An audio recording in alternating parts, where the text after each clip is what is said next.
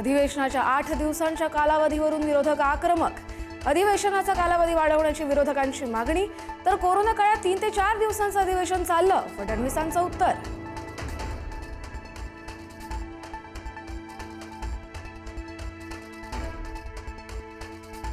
आमदार भास्कर जाधव आणि मंत्री प्रताप सरनाईक यांची भेट. भास्कर जाधव आणि सरनाईकांमध्ये 10 मिनिट चर्चा. तर राज्यात ऑपरेशन टायगर सुरू. प्रताप सरनाईक यांचं सूचक विधान. अभिनेते सयाजी शिंदे राज ठाकरेंच्या भेटीला. नाशिक तपोवनातील वृक्षतोडी संदर्भात चर्चा. भेटीवेळी अमेय खोपकर उपस्थित.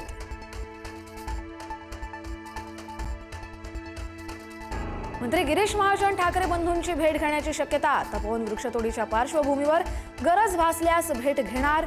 तर अधिवेशनात प्रश्न उपस्थित झाल्यास मंत्री महाजन निवेदन देखील देणार. दक्षिण आफ्रिकेतून मराठवाड्यात सोयाबीन आयातीची नामुष्की. लातूरच्या बाजारपेठेत सोयाबीन आयातीचा पहिला सौदा पूर्ण. सोयाबीनला हमीभाव मिळणं धुसर.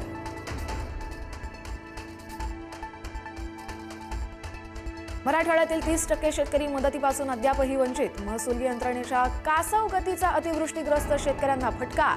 मराठवाड्यातील 4,03,000 शेतकरी मदतीच्या प्रतीक्षेत. महाराष्ट्र एकीकरण समिती नेत्यांना कर्नाटक पोलिसांनी घेतलं ताब्यात. बेळगावात कर्नाटक विधानसभेच्या हिवाळी अधिवेशनाला आजपासून सुरुवात. सीमा भागातील मराठी बांधवांसाठी दरवर्षी करण्यात येतं मेळाव्याचं आयोजन.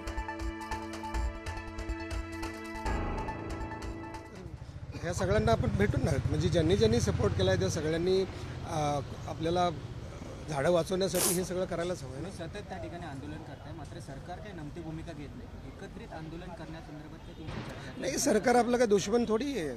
आंदोलन करण्याचं म्हणजे त्यांना आपली भूमिका समजलीच पाहिजे आणि झाडं वाचली पाहिजेत. एकत्रित काही 2 ठाकरे बंधूंना तुम्ही सर्व एकत्रित घेऊन तुम्ही सर्व पर्यावरणवादी असं झाडासाठी येणारी सगळे आपलीच माणसं आहेत.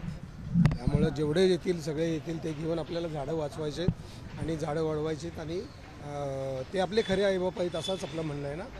आणि हे सत्यच आहे ना, तोच मुद्दा आपल्याला आहे. अजित पवारांनी तुमची पाठराखण केली. पक्षाची भूमिका ही तुमच्या बाजूनं आहे. त्याबद्दल तुमचं काय म्हणणं आणि सगळ्यात महत्त्वाचं कलाकारांना सुद्धा तुम्ही काय आवाहन करणार आहात आणि अजित पवारांनी उपमुख्यमंत्री म्हणून अधिक ठाम भूमिका घ्यावी असं वाटतंय का?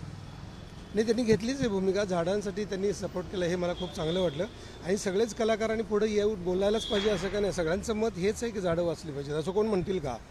आता काही पर्यावरणवादी विनाकारणच सपोर्ट करत नसतील तर ते जरा त्यांचा विचार करावा लागेल. पण पर्यावरणवादी वगैरे तू पण पर्यावरणवादी ह्या पण आहे. कोणाला वाटतं काय झाड तोटावं? तुम्हाला वाटतं काय तोटावं वाटतं का झाड? नाही, कोणालाच वाटणार नाही. साधी गोष्ट आहे ना, सिंपल आहे यार.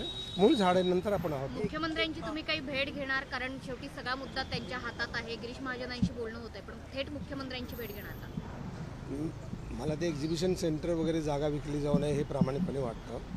ते बहुतेक करणार नाहीतच. तसं होणारच असेल तर मग भेटू. राष्ट्रपती लोक तासभर चर्चा केलेली आहे, मात्र गिरीश महाजन किंवा सरकारमध्ये मंत्री जे काय सांगताय की दुसरीकडून 15,000 झाडं आम्ही लावणार आहोत, त्या मुद्द्यावर राष्ट्रपती बोलत आहे. असं हे शक्य आहे? झाडं जगतील नाही जगतील त्यावर नाही हो, गिरीश महाजन समजत नाही हो त्यांना की हे असं नाही करायला पाहिजे हो. अशी एकदम हैदराबादला कशाला झाडं आणायला जायला पाहिजे? महाराष्ट्रात काय फॉरेस्ट डिपार्टमेंट नाही? महाराष्ट्राच्या फॉरेस्ट डिपार्टमेंटला माझा सवाल आहे की तुम्ही अशी मोठी झाडं आपण का नाही तयार करत? आपल्याकडे काय जागा नाहीत का? आपल्याकडे रोपं नाहीत का? माणसं नाहीत का? पैसे नाहीत? काय नाही? हैदराबादला जाऊन आणायची, खर्च करायचा आणि त्याचा इथं काही फायदा नाही आहे. हे दिसणार नाही. 15 फुटी झाडं जगण्यासाठी फार मोठे कष्ट घ्यावे लागतात. ती जमीन खोदावी लागते, त्याला खत पाणी तयार करावं लागतं, 6 महिने पडून ठेवावं लागते, वर्षभर ती योग्य तयार झाल्यानंतर ते झाड लावलं पाहिजे, मग वाढलं पाहिजे. हे असं लगेच आणलं, तिकडं खोदला, खड्डा लावला, लगेच ती 2 फुटावर 4 फुटावर खड्डे काढले झाली लगेच. म्हणजे असं नाही होत ना. तर हे समजायला पाहिजे. मंत्री लेवलच्या माणसाला जर समजत नसेल, काढा खड्डे, आयुक्त लेवलला काढा खड्डे, लावा झाडं, एवढं महाराष्ट्राला करा फसवतो. नाशिक महापालिकेने एक्झिबिशन सेंटरचा प्रस्ताव आणलेला होता. तशा पद्धतीचं टेंडर सुद्धा निघण्याच्या प्रोसेसमध्ये होतं. आता सांगितलं जातं की आम्ही हे टेंडर रद्द करतो आहोत. त्याची खात्री तुम्हाला आज त्यांनी पर्यावरणच्या काही लोकांना बोलवलं आहे नाशिकला.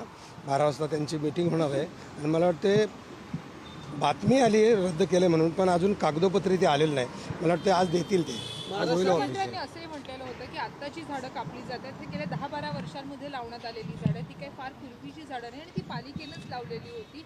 त्यावेळेला कुंभमेळा नव्हता म्हणून ती झाडं आजवर एवढी मोठी झाली.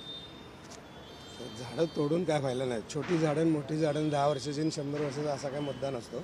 झाड असतं, त्याचं एक वय असतं आणि झाडं तोडून पर्यायी झाडं लावणं हे काय बरोबर नाही. झुडपं आहेत असं वगैरे गिरीश महाजन म्हणतायत. फार मोठी झाडं नाही, झुडपं वगैरे आहेत. तुम्ही स्वतः तपोवनामध्ये होता काय अहो गवत असो, झुडपं असो, वेली असते, ही झाडाचेच प्रकार आहेत ना. ते म्हणजे काय फालतू आहे तर हे म्हणजे काय, त्याच्यावर तर आपण जगतो ना. झुडपं, वेली, गवत, आपण अन्न पाणी खातो ते गवतच आहे ना एक प्रकारचं सगळं. गहू, बाजरी, ज्वारी, ऊस हे सगळं गवत आहे ना. मका बिका हे गवताचेच प्रकार आहेत ना. वेलीवरचं काय नाही खात आपण.